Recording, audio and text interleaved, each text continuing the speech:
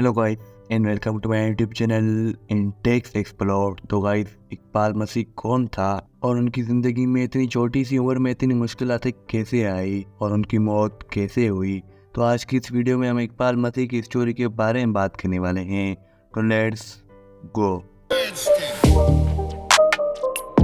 तो गाइस, 1 जनवरी 1983 तारीख को पाकिस्तान में पंजाब के शहर मुरीदके में एक बच्चा पैदा हुआ। इस बच्चे का नाम इकबाल मसीह रखा गया था। इकबाल के वालिद का नाम सैफ मसीह था और उनकी वालिदा इनायत बीबी मजदूर थे। ये लोग बहुत गरीब थे, इनका गुजारा बहुत मुश्किल से होता था। 1986 में सैफ मसीह अपने बड़े बेटे की शादी करना चाहता था, लेकिन इसके पास शादी करने के लिए पैसे नहीं थे और तभी सैफ मसीह ने एक आदमी से 600 रुपये का उधार ले लिया। जिस आदमी ने सैफ मसीह से उधार लिया वो एक फैक्ट्री का मालिक था। इस फैक्ट्री में कारपेट्स बना करते थे। तो सैफ मसीह ने इससे 600 रुपये लिए और इसके बदले सैफ मसीह ने अपने बेटे इकबाल मसीह को इस फैक्ट्री में काम करने के लिए लगा दिया। इकबाल की उम्र सिर्फ 4 साल थी और अब इसने अपने बाप का लिया हुआ 600 रुपये का कर्जा इसी फैक्ट्री में काम कर अदा करना था। ना सिर्फ 600 रुपये बल्कि उसके ऊपर सूद भी। इकबाल को यहाँ पर पूरे 1 साल काम सिखाया गया। 1 साल के बाद उसको हर दिन का सिर्फ 1 रुपया मिलना था। तो गाइस, एक 4 साल का बच्चा क्या ही काम कर सकता था, लेकिन इकबाल यहाँ पर गुलाम की तरह काम करना शुरू हो गया। इसको एक कमरे में चेन से बांध कर रखा गया था ताकि ये कहीं भाग न जाए। इकबाल से दिन में 14 घंटे काम लिया जाता था। इसको खाना बहुत कम खिलाया जाता था और काम में गलती होने पर इसको पूरे तरीके से मारा पीटा जाता था।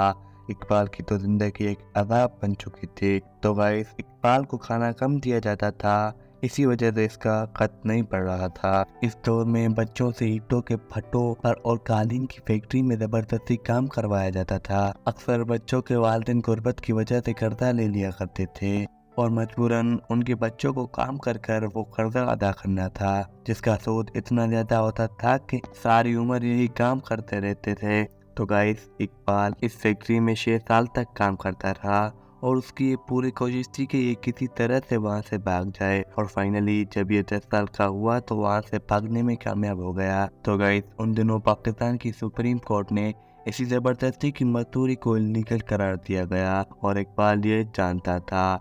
ये इस फैक्ट्री से भाग कर सीधा एक पुलिस स्टेशन पहुंचा। उसने इस फैक्ट्री के मालिक, जिसका नाम अरशद था, उसकी शिकायत पुलिस से कर दी, लेकिन पुलिस इकबाल को पकड़कर वापस उस फैक्ट्री में ले गई। इकबाल का क्या हाल होगा आप अंदाजा लगा सकते हैं, लेकिन इसके कुछ दिनों बाद इकबाल एक दफा फिर वहां से भागने में कामयाब हो गया।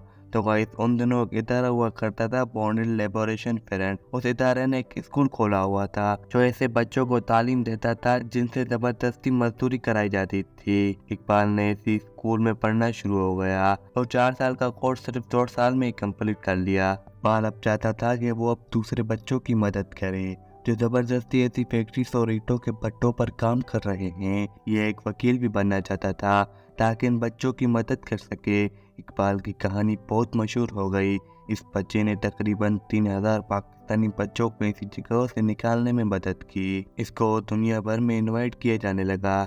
1994 में इसको रीबॉक ह्यूमन राइट्स अवार्ड भी दिया गया। इस सारे अरसे में बॉन्डल लिबरेशन ने इकबाल की बहुत मदद की। वही इदारा जहां इकबाल ने पढ़ाई भी की थी। इस इदारे को एक आदमी एहसानुल्लाह खान चला रहा था। इकबाल अब एक हीरो बन चुका था, लेकिन इस कहानी का एंड बुरा हुआ। तो गाइस, इकबाल मसीह से बहुत लोग खुश नहीं थे। वो लोग जो बच्चों से जबरदस्ती काम करवाते थे। इकबाल की वजह से इस माफिया को बहुत मुश्किल हो गई थी और यही इकबाल की मौत की वजह बन गई। 16 अप्रैल 1995 को 12 साल का इकबाल अपने आबाई शहर मुरीदके में अपने दोस्तों के साथ साइकिल चला रहा था जब इसको गोली मारकर कत्ल कर दिया गया। इस वक्त रात के 8 बज रहे थे। इकबाल को मारने में इसी किंग का हाथ था जो कारपेट फैक्ट्री में जबरदस्ती काम करने वाले लोगों को मार दिया करता था अगर वो भाग जाते। उन्होंने इकबाल को मारा था। तो गाइस, ये थी इकबाल की स्टोरी। तो उम्मीद है आपको ये वीडियो पसंद आई होगी। अगर पसंद आई है तो इस वीडियो को लाइक करें। Okay, bye.